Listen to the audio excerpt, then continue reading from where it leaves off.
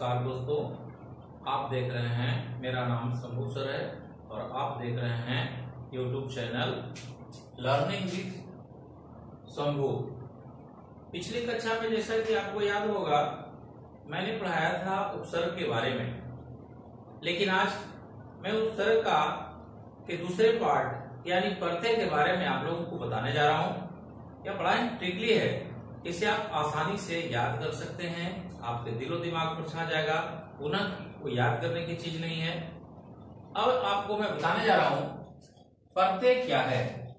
सबसे पहले परिभाषा की ओर हम गौर करेंगे तो जैसा कि मैंने बताया था उपसर्ग के बारे में कि उपसर्ग में पहले लगता था, यानी शब्दांश पहले लगता था, लेकिन प्रत्यय में शब्दांश बाद में लगता है और बाद में जब लगता है तो उसके अर्थ में परिवर्तन कर देता है। लेकिन होता क्या है, बाद में शब्दांश ही लगते हैं। तो इसका परिभाषा है वह शब्दांश जो किसी शब्द के अंत में जुड़कर उसके अर्थ में परिवर्तन लाता है।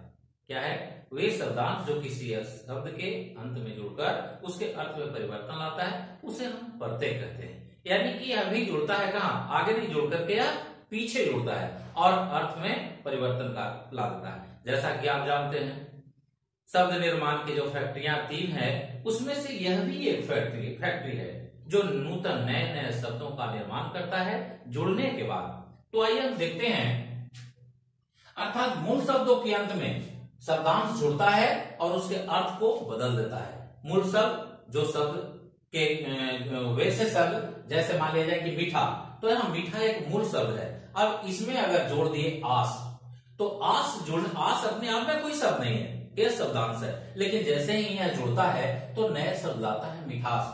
पहले जो मीठा था, यह मीठा है क्या, एक्चुअली यह मीठा, खट्टा, तीता, ये क्या है, विशेषण है। लेकिन जैसे ही इसमें आस प्रत्यय जुड़ा, यह नए शब्द का रूप ले लिया और यह बना दिया मिठास, जो भाववाचक संज्ञा है। अब जो पहले विशेषण था यह बदल करके क्या हो गया, भाववाचक संज्ञा, यानी इसके अर्थ में ही परिवर्तन कर दिया।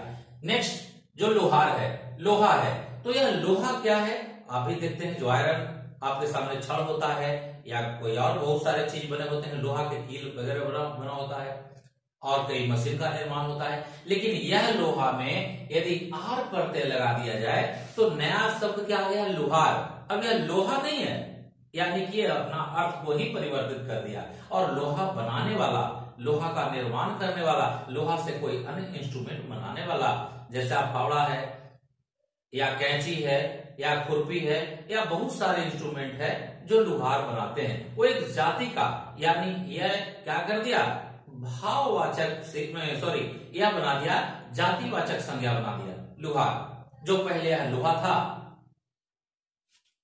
अब देखिए यह लोहार है जो जातिवाचक बना दिया लोहा से। इसके अलावा प्रत्यय 2 प्रकार के होते हैं, प्रत्यय 2 प्रकार के होते हैं। एक होता है कृत प्रत्यय और दूसरा होता है तद्धित प्रत्यय। कृत प्रत्यय क्रिया या धातु के अंत में यदि जुड़ करके नए शब्दों का निर्माण करता है, वह कृत प्रत्यय कहलाता है। कृत प्रत्यय होता है जो पीछे जुड़ता है, कहां जुड़ता है, क्रिया या धातु के अंत में जुड़ता है। और जब नया शब्द का निर्माण करता है तो दोनों कृत प्रत्यय के जुड़ने से, नया शब्दों के पीछे जुड़ने से जो शब्द बना वह कहलाता है कृदंत। तो जैसा कि हमने बताया कृदंत कहलाता है। जैसे उदाहरण के लिए हम लेते हैं, पी में अगर आस जोड़ देते हैं तब नया शब्द का निर्माण होता है प्यास। अगर पढ़ में आपको जोड़ दिया तब नया शब्द का निर्माण हो गया पढ़ाकू। लेकिन यह जुड़ा किसमें, पढ़ है और पी है, दोनों क्या है, क्रिया है। यानी कृदंत में पहले क्रिया मूल शब्द के रूप में रहता है और पीछे जुड़ता है, तब वह कृत प्रत्यय कहलाता है। अब हम देखेंगे ऑन द अदर हैंड तद्धित क्रिया। तो तद्धित संज्ञा, सर्वनाम या विशेषण के अंत में जुड़ने वाले प्रत्यय को तद्धित प्रत्यय कहते हैं। जैसा कि हम यहां लेंगे उदाहरण के तौर पर, नौकर जोड़ आनी बराबर नौकरानी। अब यहां देखेंगे नौकर क्या है, क्रिया नहीं है, यह संज्ञा शब्द है और नौकर में आनी प्रत्यय जोड़ने से ये जो पुल्लिंग था ये बदल करके इसका रूप हो गया स्त्रीलिंग हो गया। सेकंड लेते हैं पत्र। पत्र लेटर होता है। अब पत्र से नया शब्द, इसमें कार जोड़ने से, प्रत्यय जोड़ने से पत्रकार हो गया। जो न पत्र रहा, पत्रकार का मतलब जर्नलिस्ट होता है, पेपर में लिखने वाला होता है। अपना, अपना से यह सर्वनाम है। अपना में अगर त्व जोड़ते हैं तो वह अपनत्व होता है। जैसा कि हमने बताया था, यह संज्ञा, सर्वनाम तथा विशेषण के साथ जुड़ता है। हमने देखा यहाँ नौकर पत्र क्या है, संज्ञा है। यहाँ भी देखा हमने अपना क्या है, सर्वनाम है, जो अपना में जोड़ने के बाद त्व जोड़ने से अपना नया शब्द देता है।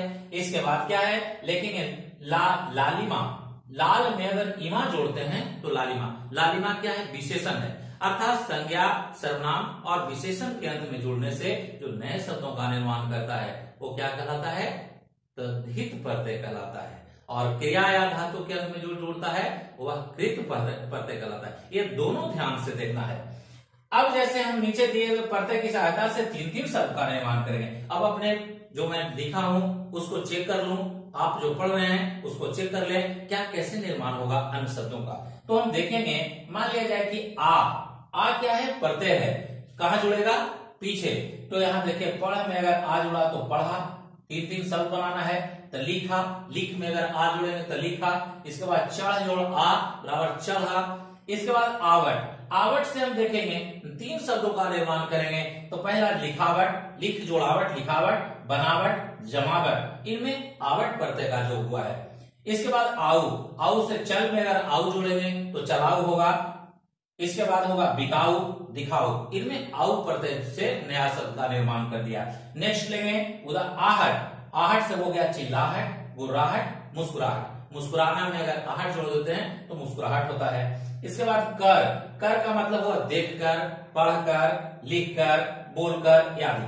कभी कभी हम लोग देखते हैं कि उपसर्गों प्रत्यय में आगे, मूल शब्द के आगे उपसर्ग रहता है और पीछे भी उसका प्रत्यय रहता है। हम चेक कर लेंगे, ऐसा भी अगर शब्द आता है तो हम बना लेंगे या समझ लेंगे। जैसे उदाहरण के लिए प्र, उत्साह एक शब्द है और उत्साह में प्र उपसर्ग जोड़ दिया और इत प्रत्यय जोड़ दिया तो हो गया नया शब्द का निर्माण होगा प्रोत्साहित। यहाँ देखेंगे, गौर करने वाली बात है कि उत्साह में इत जोड़ने से उत्साहित होता है, लेकिन अगर इसमें उपसर्ग भी अगर आ जाए तो उपसर्ग को हम निकाल करके बाहर ला सकते हैं और प्र, जो मैंने पिछली कक्षा में बताया था उपसर्ग के बारे में, प्रोत्साहित होगा। जैसे आ जोड़ पाठ जोड़ इत बराबर अपठित, यहाँ उपसर्ग भी है और अंत में प्रत्यय भी है, बीच में मूल शब्द है।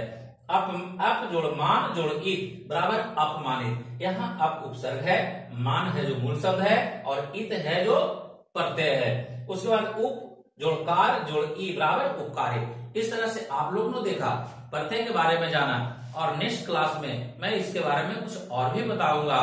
तब तक के लिए आपसे विदा लेता हूं, नमस्कार।